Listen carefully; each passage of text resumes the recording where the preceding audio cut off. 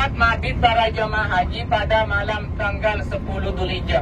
Maka sesudah dari Arafah ini ada bacaan di sebelah kiri, Badiyatul Musdalifah ataupun Musdalifah Statiyar.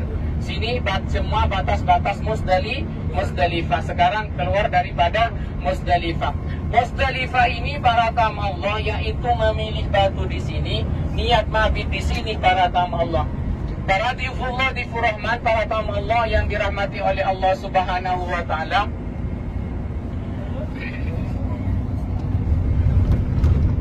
Para tamu Allah, sesudah itu setelah 300 tahun lamanya, maka Nabi Adam dipertemukan oleh Allah Subhanahu wa taala di padang Arafah, tempatnya di Jabal Rahmah. Kata orang Indonesia itu bukit kasih sayang. Jadi nanti yang belum punya jodoh ataupun yang belum punya jodoh bisa doa nanti di sana. Tapi yang sudah punya jodoh tidak usah doa lagi, untuk satu istri saja, biar tidak tambah pening nanti kepala kita. Ustaz, saya mau nambah istri lagi, saya cukup. Tapi kalau undang-undang negara kita, kalau seperti jadi pegawai negara, itu harus satu istri. Tapi kalau umpama ketahuan, itu nanti dipecat dari jabatan tersebut. Ini semua para tamu Allah, ini kawasan Mina. Ya, coba lihat, ini sebelah kanan, ini kawasan Mina. Jadi di Mina ini para tamu Allah, tempat minatnya para jamaah haji pada tanggal 11, 12 dan 13 Dzulhijjah. Minat di sini. Dan juga di sini ada tempat jamarat, pelontaran Jumratul Ula, Usta dan juga Aqabah. Nanti di depan itu para tamu Allah. Dan di dalam tenda-tenda ini para tamu Allah sudah disediakan oleh pihak kerajaan Saudi, termasuk kasur, bantal, semua disediakan di sini semua para tamu Allah. Setelah dipertemukan oleh Allah Subhanahu wa taala 300 tahun lamanya, itu bukan waktu yang sebentar, itu lama para tamu Allah.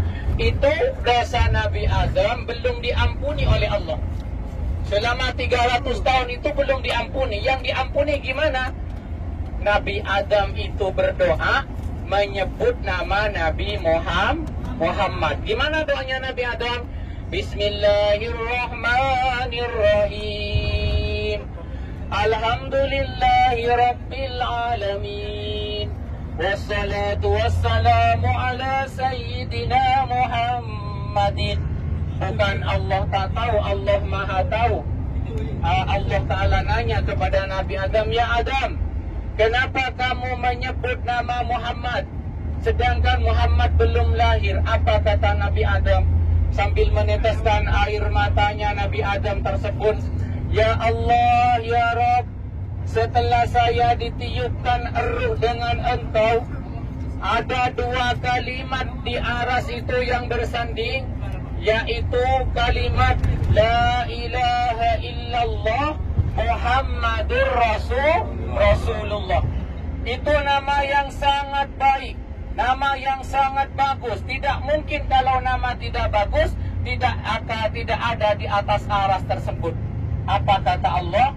Karena kamu sudah menyebut nama kekasihku, maka saya ampuni dosa kamu tersebut, kata Allah Subhanahu wa ta'ala. Itulah para tamu Allah. Nabi Adam yang mau diampuni itu menyebut nama Nabi Muhammad. Jadi kita alhamdulillah beruntung menjadi umat Nabi Muhammad. Karena apa para tamu Allah? Umat Nabi Muhammad ini paling sedikit umurnya tapi paling banyak amalannya. Gimana penafsiran tersebut para tamu Allah?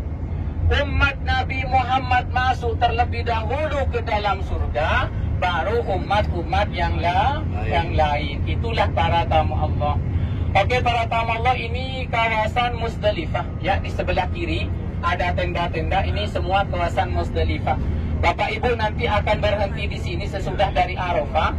Bapak Ibu akan berhenti di sini, akan memilih batu di sini.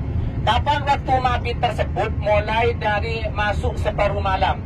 Jam 12, jam 1 itu sudah dikatakan mabit.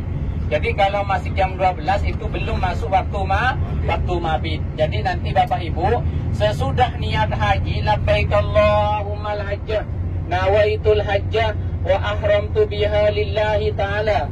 Niat saya haji dengan memakai kain ihram karena Allah Ta'ala. Sesudah niat haji, maka Bapak Ibu akan langsung menuju ke Padang Arafah. Nah, keesok harinya pada tanggal 9 Dzulhijjah, maka Bapak Ibu akan melaksanakan wukuf. Sesudah itu para tamu Allah, dan akan potong dulu, sesudah Nabi Adam itu diampuni dosanya, maka istrinya itu dipeluk oleh Nabi Adam. Dalam salah satu kitab sejarah diterangkan selama 1 hari 1 malam dipeluk oleh Nabi Adam. Akhirnya Nabi Adam itu tawaf, berdoa kepada Allah supaya dijaga dari setan yang pernah menyalahkan di dalam surga. Akhirnya para tamu Allah, kota Mekah ini tidak akan semakin melebar. Karena apa? Karena sudah ditandai atau sudah dijaga oleh malaikatnya Allah Subhanahu wa Ta'ala, mulai dari zamannya Nabi Adam sampai akhiruz zaman. Itulah para tamu Allah. Kami terangkan lagi para tifullah tifurrahman, para tamu Allah dan tamu Rasulullah, Bapak Ibu yang dirahmati oleh Allah Subhanahu wa Ta'ala. Di kota Mekah ini ada 3 tanah. Yang pertama tanah haram. Apa yang dimaksud tanah haram? Pohon-pohonnya tidak boleh ditebang kecuali mengganggu jalan. Itu pun harus meminta izin dulu ke pihak kerajaan Saudi. Pas yang kedua, hewan-hewan yang berada di tanah haram itu tidak boleh disembelih.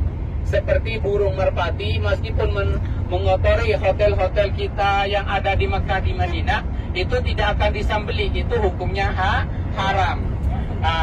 Setelah itu para tamu Allah,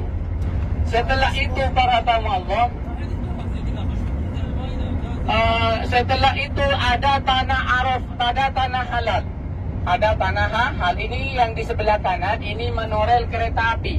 Jadi pada musim haji itu nanti ada kereta api mulai dari Arafah, Musdalifah sampai ke Mina. Tapi yang melewati monorail kereta api ini bagi para jamaah itu Timur Tengah, Indonesia tidak masuk. Itu para tamu Allah. Setelah itu para tamu Allah ada tanah Arafah yang akan dikunjungi pada siang ini, pada pagi ini. Itulah di kota Mekah. Yang pertama kita akan ke Jabal Sur. Ya, kita akan ke Jabal Sur, yang mana Jabal Sur itu Rasulullah Sallallahu Alaihi Wasallam lahir di kota Mekah, dibesarkan di kota Mekah, dan menerima wahyu di kota Mekah. Jadi tempat kelahiran Rasulullah itu di kota Mekah para tamu Allah. Ada termasuk ada Rasulullah suluh berdakwah, yaitu ada secara diam-diam dan ada secara terang-terangan.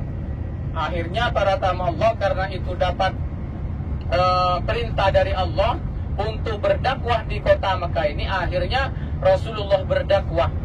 Banyak yang mengikuti. Akhirnya orang-orang kafir Quraisy ini bermusyawarah semuanya para tamu Allah. Bermusyawarah di salah satu tempat, itu namanya Darul Arqam. Tempat itu tempat permusyawarahan para orang-orang kafir Quraisy. Bermusyawarah di mana? Kata orang kafir Quraisy termasuk Abu Jahal, Abu Lahab, Abu Sufyan, gimana Muhammad ini biar tidak menyebarkan agama Islam. Satu, berusul.